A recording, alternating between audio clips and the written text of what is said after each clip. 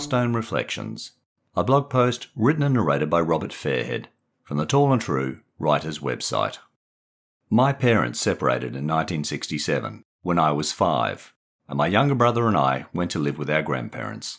Nan looked old to my young eyes, and leathery pop ancient.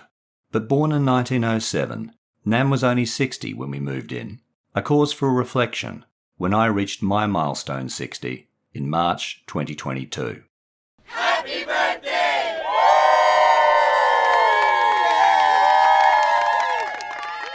Nan was still working as a high school cleaner at 60. She'd leave the house in the morning when my brother and I were asleep and catch a bus to the city to clean the classrooms before the school day started. And then Nan would come home in the afternoon to do the housework and cook dinner. The modern day mantra is 60 is the new 40, and family and friends reassured me of this in cards, calls and messages on my birthday. Sadly, however, parts of my body have broken down over the years. Back, shoulders, knees, and I'm not as fleet and nimble as I was at 40. But at 60, Nan never complained about a sore back, shoulders or knees after a day of cleaning and housework. And well into her 70s, she liked to demonstrate she was supple enough to bend over and touch her toes. Herman Hesse declared, "Age is a state of mind." And though I feel creaky physically compared to Nan at 60, I don't think of myself as old in the same way as I thought of her back then. Did Nan act old? There was talk and laughter at home. She had a lovely laugh, though I don't recall political or philosophical discussions. But then I was 5.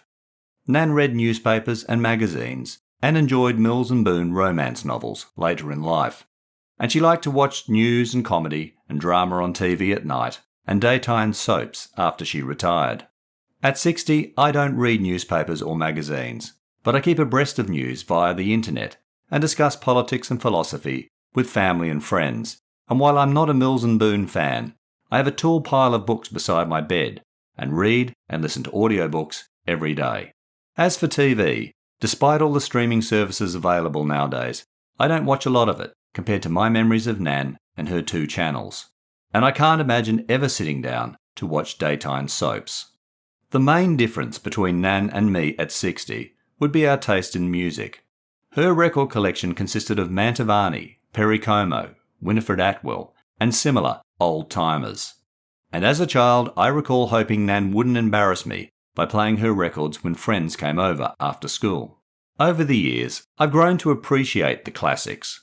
But at 60, favourites in my record, CD and MP3 collections and streaming playlists include the Beatles, Pink Floyd and Nirvana. However, it's sobering to realise the surviving Beatles and Floyd band members are now old-timers in their 80s and late 70s, and that Nirvana released Nevermind 30 plus years ago. Let alone the thought that when Nan listened to Mantovani in 1967, he was 52. And had Kurt Cobain not died in 1994, he'd be 55 today. Earlier this year, I tried explaining milestone birthdays to my neighbour's 10-year-old daughter. You turned 10 last year, and that's a double-digit milestone. Your next milestone will be when you turn 13 and become a teenager, and then 18, 20 and 21. After that, the milestones slow down to every 10 years because we're less keen on them as we get older. I was proud of my explanation until I told her I was celebrating a milestone birthday this year. "How old do you think I'll be?" I asked, making it easier by revealing I'd already had my milestone 50. 55? She ventured. It occurs to me I looked old to her young eyes, whether I was an incorrect and flattering 55 or a milestone 60, like my dear Nan did to young me in 1967.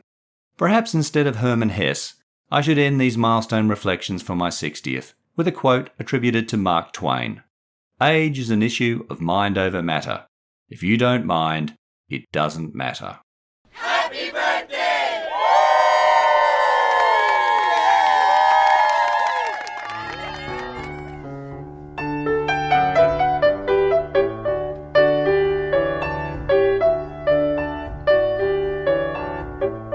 Hi, I'm Robert Fairhead from Tall and True Short Reads and the Tall and True writer's website. I celebrated my 60th birthday in March 2022. Milestone birthdays, like 60, are times for reflection. And as my big day approached, I recalled a treasured photo of my Nan with her grandmotherly arms wrapped around my younger brother and me. When I dug out the photo and looked at my boyhood brother and me, I realised it was from shortly after we'd moved in with our grandparents in 1967, following our parents' separation. And that meant Nan was 60 in the photo. Grandparents, and parents, always seem old to children, but looking at the photo of Nan with my middle-aged eyes, and then at myself in the mirror, I see things differently. And writing Milestone Reflections was my attempt to put things in perspective. Is 60 really the new 40? Is age a state of mind? And did Nan act old in her conversations, reading and TV habits, or taste in music? Or was my boyhood perspective of her a generational response, like my neighbour's daughter's guess about my age? I hope you enjoyed my Milestone Reflections. You can read this and all my blog posts, short stories and other writing at tallandtrue.com. You can also buy my short story collections from the Amazon Kindle and Kobo online bookstores. Links are available in the show notes. The next episode of Tall and True Short Reads will be in your podcast feed shortly. In the meantime, please check your feed or the podcast website, tallandtrueshortreads.com, for earlier episodes from seasons 1 and 2. And follow or subscribe to the podcast and rate and review it via your favourite app. Doing so helps me share my writing and reflections with other listeners. You can support this podcast by making a small one-off or regular donation via the Acast supporter page. You'll find a link in the show notes. And finally, please tell your family and friends about Tall and True Short Reads and the Tall and True Writers website.